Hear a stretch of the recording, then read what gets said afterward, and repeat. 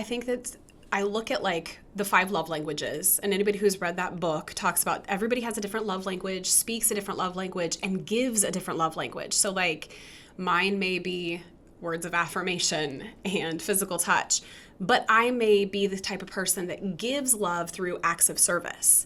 And I think that is how it is personally and professionally. So for me, if I can help somebody or do something, that always, again, fills my cup more. But I also think about that has become a learned thing over time.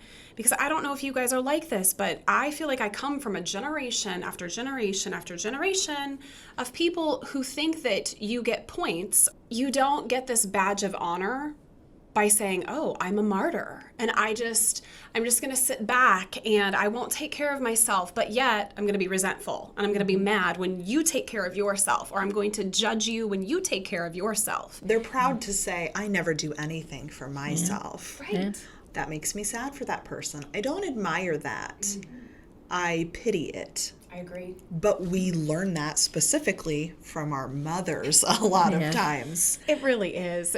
Mothers and grandmothers or great-grandmothers. How many times do we hear that of like, I know my grandma was a Mim, so it was like, well, Mim would do this, or you saw Mim do things, or you saw Grandma Malloy do things, and you're like, well, that's just how we do things. And I'm like, not anymore. What about you though? And on a special occasion when something for them is thrust upon them, how uncomfortable they get, that like, oh, it's about me, and I get, oh, this nice thing is being done for me, and not, oh, I don't deserve this. And I don't think that's something we should continue with. It ties into the fact that I don't think that self-care is about being selfish by any means. I think it goes back to, you've talked about this, about, the mental side of things, and really checking in with yourself and saying, you have to listen to that voice or that intuition. Ultimately, I do think that we know what we need physically. So if it's like, I am so tired, I need to take a nap. Like, I just need to close my eyes.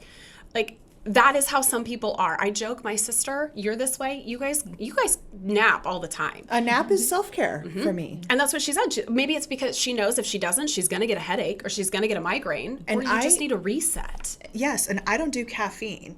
Where some people are like, oh, I'm feeling tired, I'll just pour some caffeine on it. When I do that, when I used to do that, it didn't make me sharp. It didn't make me more agreeable. What are you talking about? I know. Now I'm physically exhausted. My brain is buzzing, and I'm jittery, and I'm already clumsy. I don't need to caffeinate this. And the go-go bean juice just didn't work for you? No, I don't need the zoomies. Didn't work for you? No, I'm drinking lemonade. So I'm just off caffeine because it doesn't have if my body is going like, shut down, I'm going to listen to it. Again, that's facilitated by my lifestyle, and I'm very grateful not to anymore work or live in a place where it's like, no, you have a deadline, you have things to get done, suck it up, power through. I don't do the suck it up and power through. I'm at a place in my life right now where listening to my body is so important, and with all the weird health things that I've had go on in the last 15 years, there's so much value in that. And you see people that just work themselves to death because they are not listening to their body. They're not tuned into what their higher self is telling them like they need.